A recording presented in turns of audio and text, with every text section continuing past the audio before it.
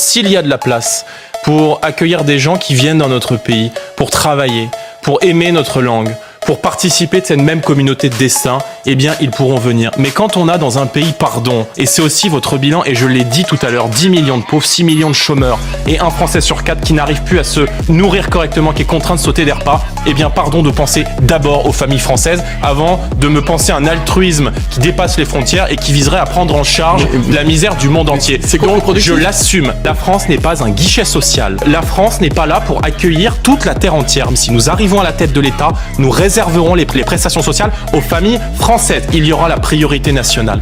Cette priorité nationale que nous voulons intégrer dans la Constitution, elle vise à donner une priorité d'accès aux citoyens français sans aucune autre distinction, à l'emploi ou à l'accès au logement. Dans le logement, et notamment dans les HLM, c'est instauré aujourd'hui une véritable préférence étrangère, où il y a beaucoup de familles françaises qui sont dans l'attente de logements sociaux et qui ont un peu le sentiment que il faut perdre sa carte d'identité française pour pouvoir bénéficier d'un logement social.